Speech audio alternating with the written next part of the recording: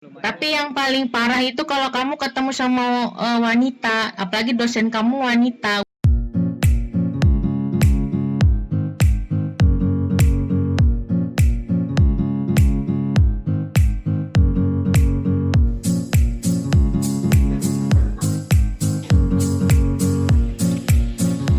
Oke, assalamualaikum warahmatullahi wabarakatuh. Waalaikumsalam warahmatullahi wabarakatuh.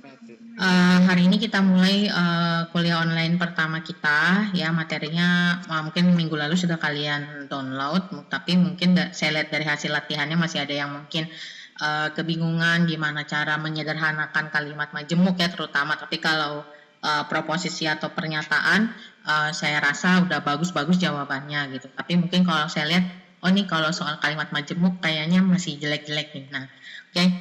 Sebelumnya saya tadi belum aktifin video, nanti di akhir aja ya biar lihat muka saya gitu ya. Oke, logika. Mungkin kalian waktu di awal juga udah saya tanya gitu ya. Kalian tahu nggak sih apa itu logika? Kemudian apa sih hubungannya dengan informatika? Kenapa harus mempelajari logika di informatika? Sebenarnya logika di informatika ini lebih mudah daripada logika matematika. Kayak tadi saya sempat ngobrol sebentar sama salah satu temannya di sini bahwa katanya logika itu susah, kayak apa psikotes gitu ya, terus kayak apalah gitu. Sebenarnya kalau di informatika itu lebih mudah gitu sebenarnya ya. Kenapa kalian belajar logika? Sebenarnya hanya untuk mengasah nalar kalian gitu. Karena kenapa? Logikanya gini. Kalau misalkan ada sesuatu masalah dengan laptop kita gitu ya, kalau orang yang bukan berkecimpung di informatika, logika dia nggak akan jauh jalannya. Beda dengan orang informatika. Contoh, misalnya, kamu ketemu dengan yang namanya blue screen, laptop kamu nih. Kalau orang awam, ya, dia logikanya hanya akan berpikir, oh ini rusak. Gue harus datang ke orang IT atau di servis nih laptop gue kan gitu. Tapi kalau orang informatika enggak. Karena apa? Sejak awal dia sudah dikasih tahu bagaimana cara gitu ya menalar dengan logika gitu. Oh, kalau blue screen berarti tandanya gue ada cara lain. Oh, kalau blue screen apa nih masalahnya? Kita cari lagi. Terus, oh ternyata masalahnya bukan yang ini. Kita cari lagi. Jadi kita bermain dengan sebuah penalaran gitu. Nah, penalaran itu didasarkan pada sebuah hubungan antara sebuah pernyataan. Nah, pernyataan itu adalah kalimat deklaratif sama seperti saya bilang, ya kan? Ini laptop blue screen, ya kan? Ini penalarannya ada hubungannya nih pernyataan saya bahwa laptop ini kena blue screen gitu. Nah, bagaimana cara menyelesaikannya? Sebenarnya begitu aja, ya, nggak susah kok, tenang aja. Jadi sebenarnya logika di informatika ini hanya untuk melatih dasar dari semua penalaran, dan di mana penalaran itu didasarkan pada hubungan antara sebuah pernyataan atau sebuah statement. Ya, jadi nanti kalau di sini kita akan sering ketemu statement-statement, gitu kan? Tapi kalau misalnya kita sudah berkecimpung di dunia IT, statementnya udah bukan penalaran dari pernyataan lagi, tapi udah codingan kan? Nah, jadi kalau misalkan kayak kamu ketemu mata kuliah algoritma udah ya, masuk ya? Algoritma dan pemrograman. Sudah ya kayaknya ya. Nah, itu kan kamu belajar ada kayak if, ya jika, ya kan, else, maka, then. Ada lagi di situ, ya kan? Kemudian ada lagi switch dan lain sebagainya. Nah, di logika ini juga kamu nanti akan belajar kayak gitu, statement yang menggunakan jika, maka, jika, maka. Jadi hanya untuk penalaran, belajar penalaran aja sebenarnya. Jadi bukan belajar kayak matematika psikotes gitu, enggak. Ya, jadi nggak usah takut.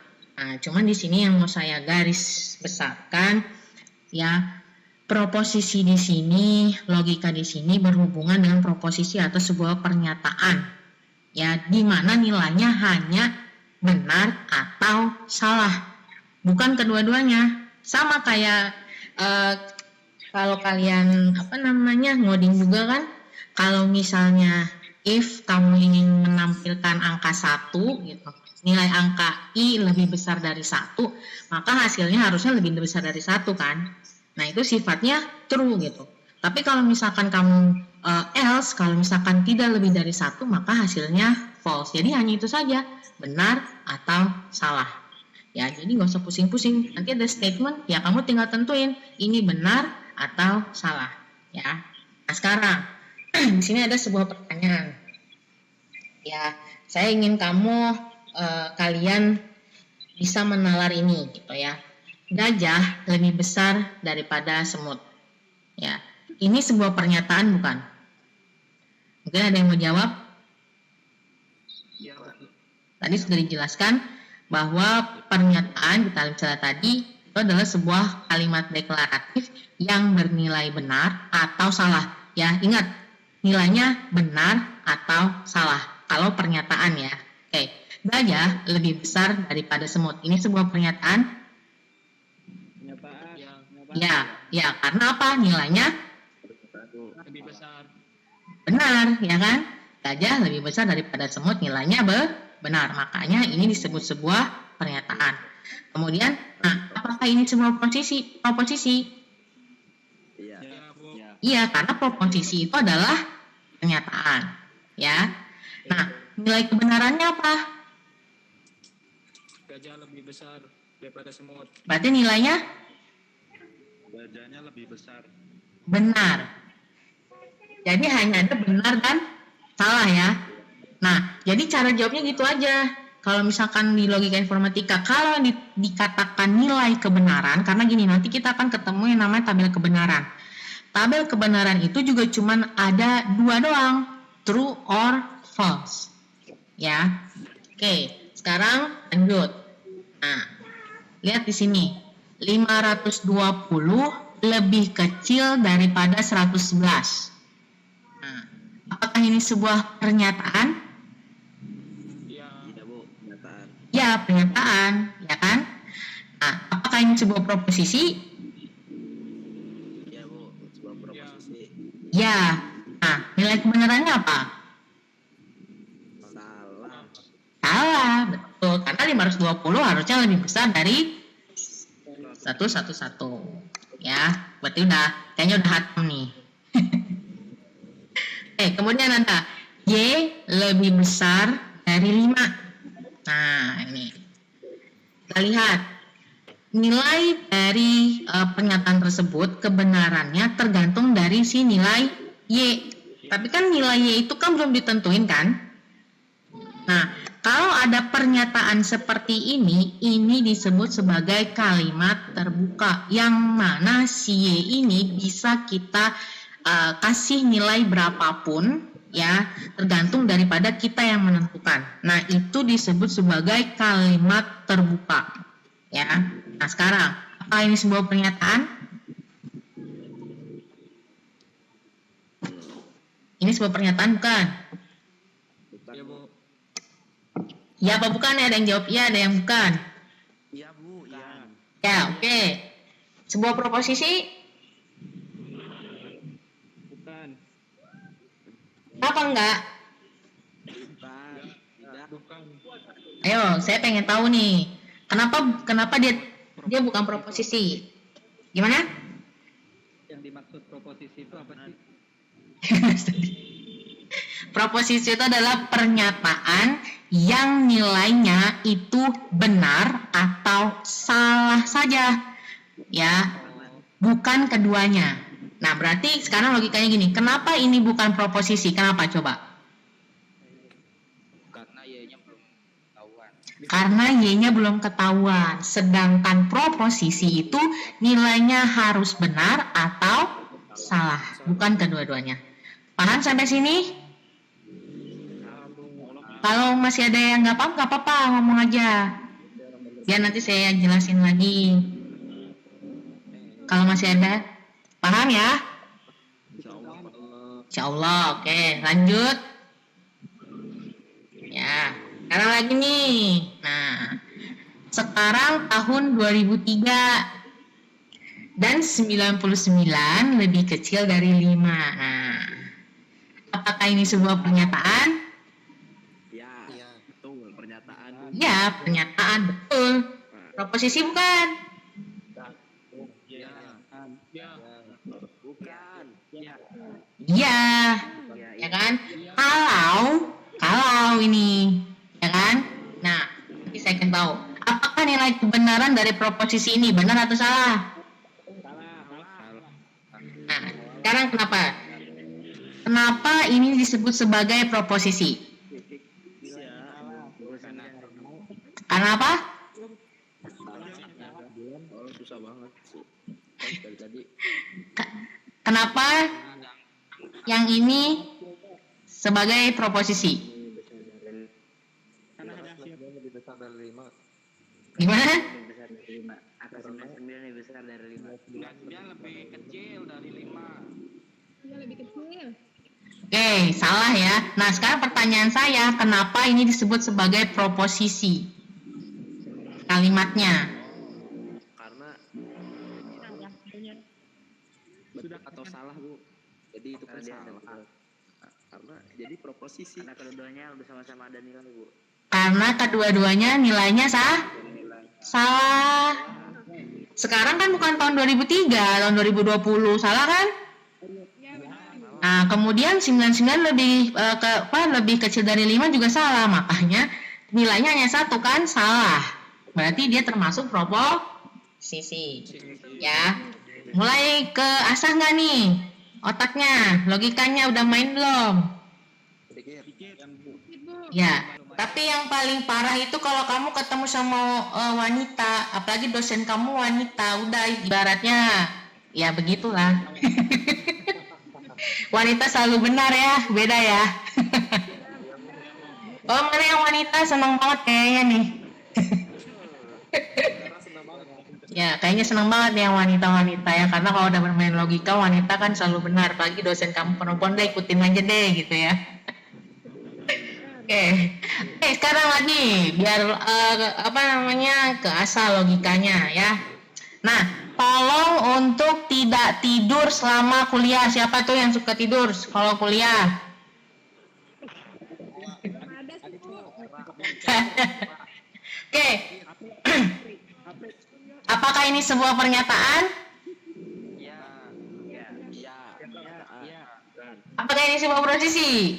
Ayo. Bukan. Nah, yang pertama dulu. Bukan. Tolong untuk tidak tidur selama kuliah. Pernyataan bukan? Pernyataan. Bukan.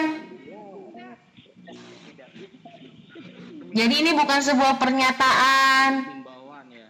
Ya, ini mah himbauan. Oh, berarti kalau lagi kuliah kita boleh tidur. Nah, ini adalah sebuah permintaan atau sebuah himbauan. Ya, kenapa dia bukan termasuk pernyataan? Kemudian apakah ini sebuah proposisi? Tidak juga. Karena dia bukan bernilai benar atau salah. Ya. Gampang ya, mulai gampang ya. Yoi. Nah, jadi hanya pertanyaan lah yang bisa menjadi proposisi. Lanjut. Nah ini dah. Next. Ya. Lebih kecil Y jika dan hanya jika Y lebih besar dari X. Mainin logikanya. X itu nilainya lebih kecil dari Y jika dan hanya jika Y lebih besar dari X. Ini sebuah pernyataan bukan? Ya, kan? Ini pernyataan, deklarasi bahwa si X ini lebih besar, lebih kecil dari Y kalau dia si Y itu lebih besar dari X. Proposisi bukan? Iya dong. Iya. Kenapa? Karena nilai kebenarannya tidak bergantung daripada salah satunya. Kalau yang tadi kan dikasih tahu nilai Y-nya berapa, X-nya berapa. Kalau ini kan tidak dikasih tahu nilainya. Ya. Oke. Nah, nilai kebenarannya apa? Ya, benar. Benar. Ya. Good. Nice. Nah, sekarang kita lihat nih. Ya, Ini adalah contoh-contoh semua pernyataan dalam bentuk proposisi, atau proposisi itu sama dengan pernyataan. Yang pertama, 13 adalah bilangan ganjil. Ini betul sebuah proposisi atau sebuah pernyataan di mana nilai 13 itu adalah bilangan ganjil. Maka disebut sebagai proposisi. Soekarno adalah alumnus UGM. Ya, ini juga betul. Ya. 1 plus 1 sama dengan 2. Benar, walaupun angka. Jadi intinya, proposisi itu nilainya benar atau salah. Ya, oke. Nah sekarang, ada monyet di bulan. Salah.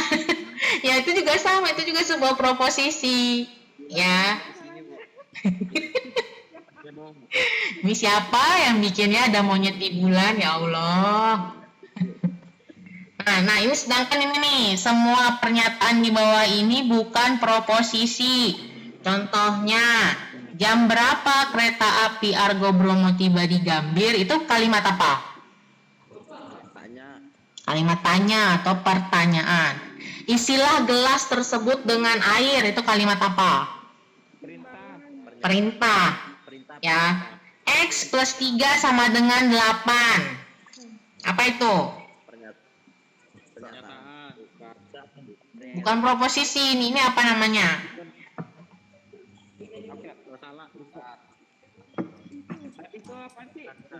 Tadi, oke. Sekarang kita lihat. Proposisi dilambangkan dengan huruf kecil ya. Jadi kalau kalian membuat sebuah kalimat ya di logika ini, sebuah proposisi itu harus dilambangkan dengan huruf kecil. Mau dari A sampai Z, hurufnya harus huruf kecil. Contoh nih, P ya, 13 adalah bilangan ganjil. Q, Soekarno adalah alumnus UGM. R, 2 plus 2 sama dengan 4. Jadi setiap proposisi itu dilambangkan dengan huruf kecil. Ya. Suka kan tadi ada yang ngobrol sama saya, ketemu kayak psikotes itu ada P, Q ya kan, terus ada tanda panah, jika maka dan lain sebagainya. Mungkin waktu SMA udah belajar kali ya. Ada yang SMA-nya dari IT atau mungkin IPA dulu, mungkin IPA belajar kali ya yang matematika begini. Mungkin kalau yang IPS saya kurang tahu deh belajar atau enggak. Oke. Sampai sini keasah nggak nih otaknya kira-kira dengan yang dimaksud dengan proposisi? Hurufnya PQR itu terserah kita Bu, apa ada syaratnya kalau P itu harus apa, Q harus apa, R harus apa? Ya, itu tergantung kita yang memberikan. Mana ya? Ini muka saya sebenarnya ada nggak sih? Kelihatan Bu, cantik. Ada kelihatan. Ya, kelihatan ya. Halo, tadi kan belum saya aktifin tuh videonya. Oke, nah sekarang kemarin dari latihan itu kan ada tentang kalimat majemuk. Ya, banyak yang salah nih kalimat majemuk nih dari jawabannya nih. Tadi kan kamu udah kenal proposisi ya. Proposisi itu sebuah pernyataan. Di learning juga udah saya kasih catatan ini. Ya, nah, jadi pernyataan itu juga bisa menyatakan sebuah pikiran tunggal ya. Jadi kalau kalian disuruh menyederhanakan sebuah pernyataan, itu kalian bisa menggunakan proposisi tunggal. Nah, bentar saya ini dulu, mana ya materinya, wait.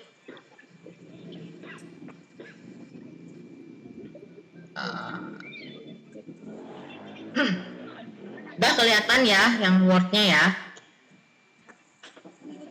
Oke, waktu di latihan kemarin minggu lalu itu ada di kalian, kok ada sih jadi kayak kaku banget. Kalian diminta untuk menyederhanakan sebuah kalimat majemuk ya enggak? Benar enggak tugas kemarin tuh kalau masih ingat? Nah, kita bisa contoh di sini nih, ya. Jadi sebenarnya proposisi itu tidak hanya bentuk kalimat utuh, sebenarnya kalimat tunggal juga bisa. Contohnya nih, Lia anak yang rajin. Ini juga sebuah proposisi tapi tunggal. Beda kalau misalkan sudah bentuknya Lia anak yang rajin dan Lia kuliah di Gunadarma, atau Lia anak yang rajin sehingga dia kuliah di Gunadarma, atau kalimat-kalimat yang bagaimana lah, yang panjang gitu. Nah, kemarin tuh diminta kalian itu untuk menyederhanakan sebuah kalimat majemuk, ya kan? Nah, contoh di sini, Lia anak yang rajin, Lia kuliah di Gunadarma. Cara menyederhanakannya itu cukup kalian ambil satu kalimat yang seperti ini, Lia anak yang rajin. Ini bisa dijadiin dua proposisi. Lia anak yang rajin, ini bisa kita beri sebagai P, ya. Rajin itu adalah P, ya. Tadi dikasih tanda P. Kemudian Lia kuliah di Gunadarma itu sama dengan I. Berarti dari satu kalimat majemuk tadi, Lia anak yang rajin atau Lia kuliah di Gunadarma, itu bisa kita pisah proposisinya. Ya. Jadi proposisinya itu bisa kita pisah-pisah. Contoh misalnya, hari ini hujan tetapi di luar cerah misalnya. Pernah nggak tuh hujan tapi di luarnya kelihatannya terang, nggak mendung? Karena hujan bukan berarti mendung ya. Salah. Oke. Sekarang dari kalimat saya tadi nih, pernyataan saya tadi. Hari ini hujan tetapi di luar cerah misalnya. Itu bisa dijadikan, disederhanakan jadi dua proposisi. P-nya hari ini hujan, Q-nya di luar cerah. Nah, jadi kamu harus paham ini dulu karena nanti kita akan ketemu yang kayak begini-begini nih. Ya, pemisahan kalimat proposisi, kemudian kita kombinasikan. Minggu depan kita udah mulai belajar kombinasi dari proposisi. Ya, kalau misalkan tadi ini kan Lia anak yang rajin atau Lia kuliah di Gunadarma, atau Lia kuliah di Gunadarma. Kalau kita masih sekarang seperti ini, kita belum pakai kombinasi proposisi, tapi cara memisahkan proposisi adalah kita bisa melihat kata hubungnya di sini, atau. Nah, sehingga Lia anak yang rajin, kemudian Lia kuliah di Gunadarma, ini bisa kita pisah, ya. Kemudian ingat, ya, lambang yang digunakan dalam logika nih dari awal sampai sebelum gerbang logika, ya, lambang yang akan kita gunakan terus-terusan tuh huruf kecil, mau itu P, Q, R, S, A, B, C, pokoknya semua huruf kecil di mana itu menyatakan sebuah pernyataan. Kemudian kalau ada di tabel kebenaran nanti kamu ketemu B atau T, itu berarti nilainya benar atau true. Kalau S berarti salah atau F false, ya. Kemudian yang harus diingat juga kalimat yang tidak bisa dijadikan sebuah proposisi nih. Ya, ada 4. Perintah, harapan, tolong para lelaki jangan PHP. Kemudian pertanyaan, kemudian keheranan, ya, perempuan juga jangan terheran-heran kalau di PHP-in. Nah, kemudian kalimat yang bisa dijadikan proposisi itu merupakan berupa kalimat berita. Ya, jadi kayak tadi, nah kenapa disebut sebagai proposisi? Ada angka ini juga, dia ngasih tahu 3 plus 17 itu nilainya lebih kecil dari 12, ya iyalah nilainya 10. Ya. Nah, jadi Habibie adalah mantan presiden Indonesia. Jadi kalimat berita juga bisa dijadikan sebagai proposisi. Ya. Nah, sekarang. Nah, saya mau nanya nih. Mau saya tanya satu-satu apa saya pilih aja ya? Bentar. Yang apa namanya file yang kayak tadi itu nggak bisa diupload aja tuh di. Udah saya upload di e-learning. Udah diupload ya. Udah, kalau di e-learning udah ada di e-learning. Pertemuan 56. Udah ada. Oke, coba siapa yang mau menjawab pertanyaan saya, boleh langsung jawab dengan suara atau kalau malu-malu via chat. Coba kalian berikan contoh, ya ini sama pertanyaannya seperti di e-learning sebelum ini. Berikan contoh pernyataan ya menggunakan kalimat majemuk. Silakan. Pernyataan dalam kalimat majemuk ya, dan yang satunya dalam kalimat tunggal. Mungkin ada yang mau coba? Dapat nilai loh. Yang cukup satu-satu aja. Kalimat tunggal satu, kalimat majemuk satu. Tapi dalam bentuk proposisi ya. Siapa mau coba? Kalau malu di chat boleh. Sebutin nama. Siapa tadi? Saya, Bu.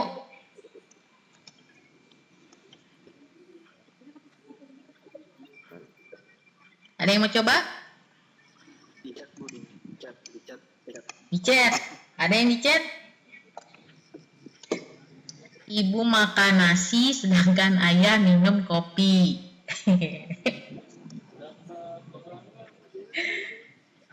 Aditya, ini kan majemuknya, tunggalnya gimana?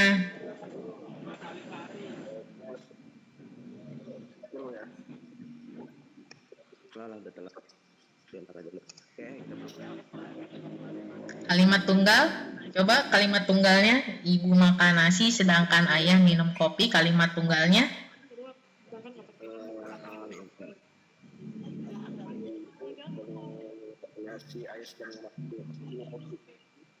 Ibu makan nasi sama ayah minum kopi, boleh. Ada lagi? 2 orang lagi, biar hari ini dapat 3 nilai. Siapa lagi? Pandi. Oke, Pandi. Saya tidak minum tetapi saya makan nasi. Kamu beneran nggak minum? Bener gak? Aduh, saya tidak minum tetapi saya makan nasi. Kamu yang saya tidak minumnya beneran nilainya benar atau salah? Kan proposisi itu harusnya nilainya benar atau salah. Oh iya. Salah dong saya, Bu. Gak apa-apa kalau yang saya makan nasi udah benar gitu. Tapi kalau saya tidak minum, kamu benar juga. Kan minum kan, minum kopi lagi. Berarti itu jadi. Oke, ada lagi satu lagi, ada Vera. Nah, Vera. Apa? Ayah berangkat ke kantor dan Andi berangkat ke sekolah. Berarti kalimat tunggalnya ayahnya berangkat ke kantor, terus si Andi berangkat ke sekolah. Nama panjangnya Vera Ayu ya. Saya lagi nulis nih di absen. Oke, paham ya? Gampang ya, proposisi gampang ya. Minggu depan kita masuk kombinasi proposisi, itu sudah masuk simbol-simbol kayak tadi ya, huruf P, terus nanti ada tanda kayak dan atau kayak konjungsi, disjungsi, negasi. Mungkin udah ada yang pernah dengar ya. Nah, mudah-mudahan aja bisa kalian pahami. Nah, materi ini yang tadi saya kasih itu sudah ada di e-learning, bisa kalian download ya. Nah, kalau misalkan ada temennya yang belum bisa masuk hari ini, boleh nanti saya ke Rama akan kasih link YouTube-nya hasil dari kuliah online kita hari ini. Oke, terima kasih semuanya. Tetap jaga kesehatan, pakai protokol kesehatan, masker dan lain sebagainya. Kalau tidak perlu penting keluar, jangan keluar. Jadi namanya kita tadi ya butuh makan ya kan ya, sholah ya, benar nggak sholah? Ya nggak apa-apa, asal melakukan protokol kesehatan. Semoga rezeki kita semua jalan lancar ya. Amin. Ya, oke, saya akhiri. Terima kasih semuanya. Wassalamualaikum warahmatullahi wabarakatuh.